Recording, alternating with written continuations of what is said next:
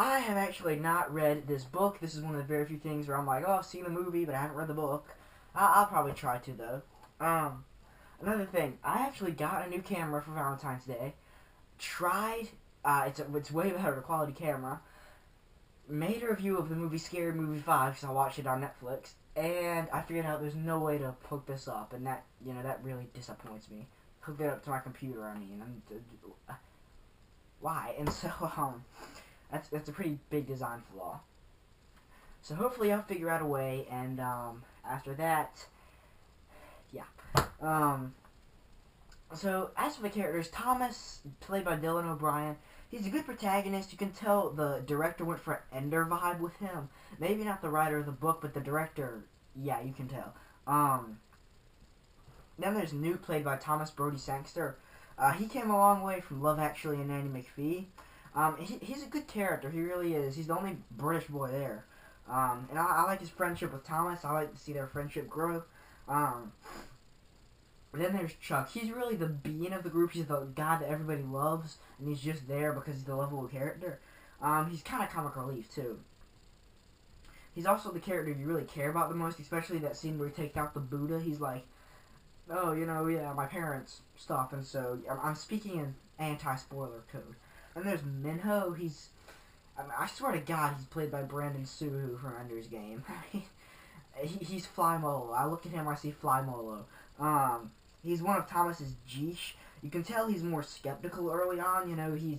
He is more like Thomas. He's like, we need to get out of here. He's not like some of the other boys who are like, no, we need to stay in the maze. He's, from the beginning, he's like, let's get out of here.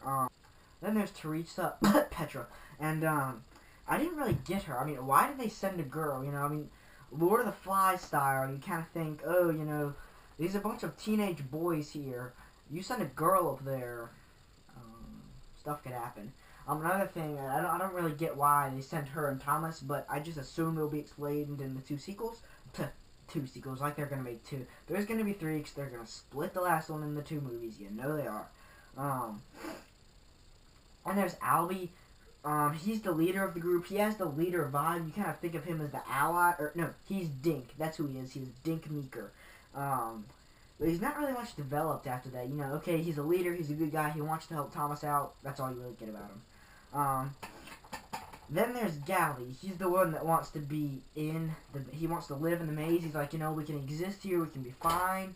But, the thing about it is, teenagers like me are naturally curious. I don't get how there's any boys like that who are like, oh, no, let's just sit in the maze. I thought they would all be like, let's get out of here. Let's get out of here.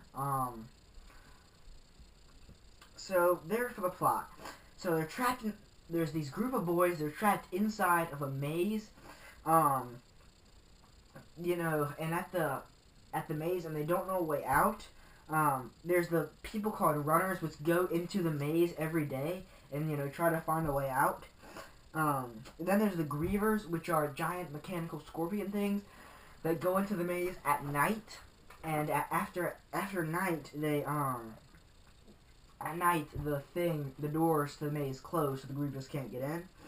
And then there's Gally and Thomas, who, Thomas and his little group of his little Geesh are like, let's get out of the maze, and Gally and his little Geesh, they're kind of like, we can stay here, we can live here, we've lived here for 3 years, this is fine.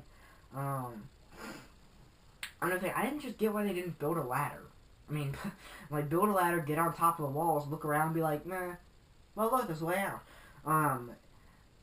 And it really was intense. This movie was, you get a sense of isolation, like Lord of the Flies, kind of. You're like, you get this feeling, they are cut off from the rest of the world, and you don't know what's out there. I like how the director said it was Lord of the Flies meets Lost, which was really cool.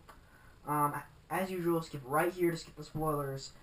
Yeah, so the end was a bit unclear, Okay, so it was a sun, what happened to the sun, what disease, why did they need to stress them, and they must have needed to stress them a lot, because there's less violent ways to stress people, and I figured it would just be solved in the sequels. A lot of people were like, oh, the ending was so unclear, and I'm like, yeah, it's because it's going to be solved in the sequels.